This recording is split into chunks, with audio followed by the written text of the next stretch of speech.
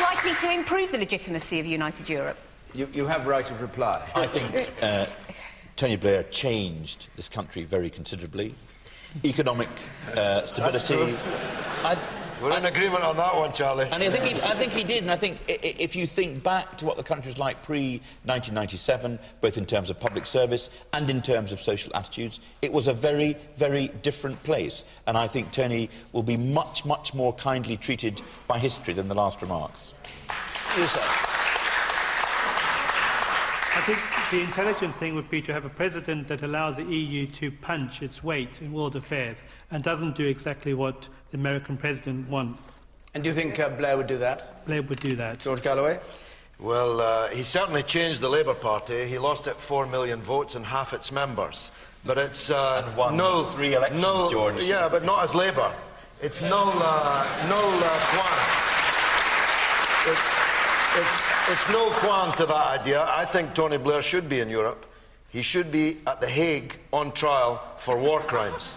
That's exactly where we should be sending him. But if you allowed Francis to digress, let me. It's time we had a referendum in Britain on the European question as to whether Britain is a European country or whether it's the 51st state of the United States of America, which both these two parties have consigned us to over the last period of 20 years. Yes, sir. Europe isn't trusted enough. Blair isn't trusted. I think if you make him president of Europe, it'll be disaster, complete disaster. 2 negatives don't make a positive. I don't think so. Okay. You, sir. Hold on a second, just to get a microphone. Yeah. So I think the point's been made, but before we decide who should be president of Europe, shouldn't we decide if we want to have a president of Europe and have a referendum on the Constitution? Let's a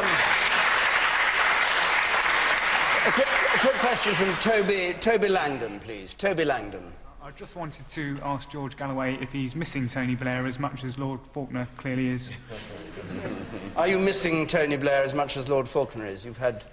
Well, as Maria said, when he was made the Middle East peace envoy, I thought that, you know, short of making Harold Shipman the posthumous head of Help the Aged, there could not be a more inappropriate appointment. It was so grotesque. And then up he pops in New York, speaking to, God forgive us, a Catholic audience, in which he's threatening Iran with war in exchange for a large speaker's check, of course. And he's supposed to be the peace envoy. I mean, can't we send him somewhere else to, like, Australia in chains or something? Can't we do something like that? He wasn't paid for the speech he gave in New York. He's working incredibly hard. Are you still his flatmate? He doesn't live in a flat anymore, George. He wasn't paid for the speech in New York. He's working incredibly hard as the Middle East envoy. Only time will tell what success he has in relation to it. I'm not sure how much George is missing, Tony. He never said. Yeah. How do you think his successor's doing? I dream about him every night. Very well. Very well indeed, yeah.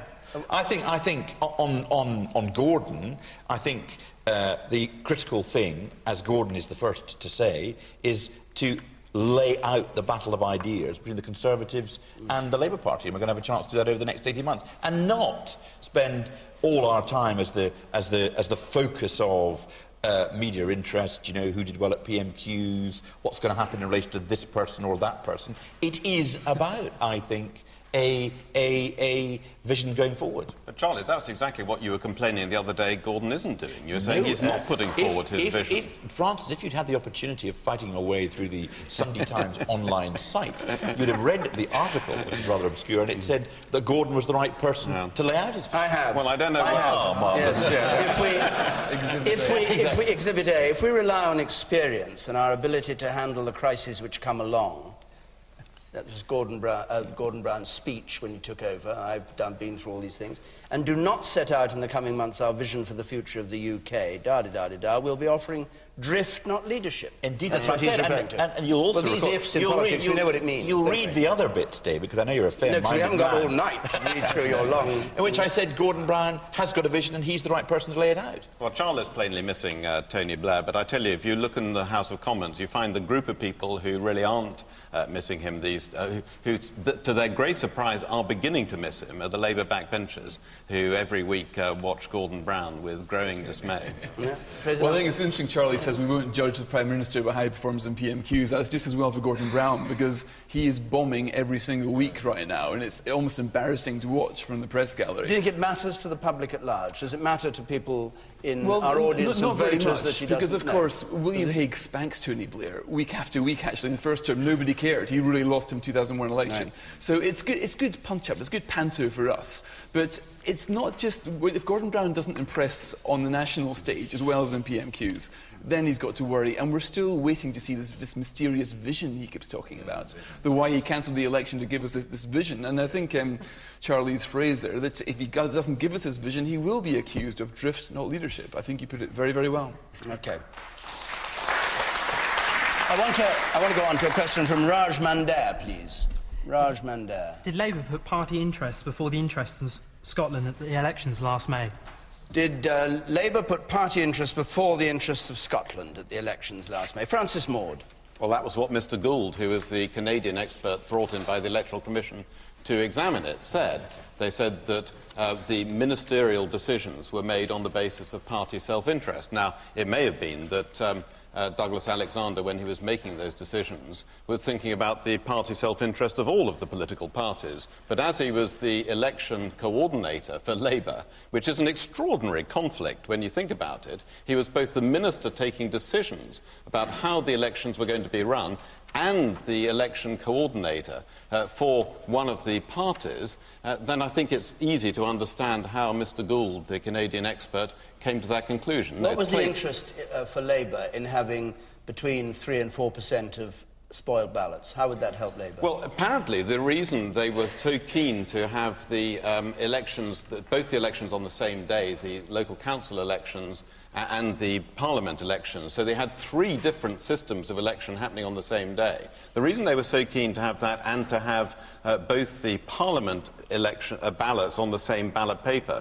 was something mysterious to do with the Labour Party then being higher up the ballot paper than the SNP would have been. Sadly, my own party was a bit of a bit-part player in this election. It was a battle primarily between Labour and the SNP, and that was what was clearly motivating Douglas Alexander. And I think it's quite extraordinary that he should have been put in that position where he was both leading the campaign for the Labour Party and he was the adjudicator for how the elections were going to be run. It was a shocking conflict of interest. The woman on the left there, yes. Yes. Isn't it so that the Conservative Party candidates voted in favour of this system of one ballot paper?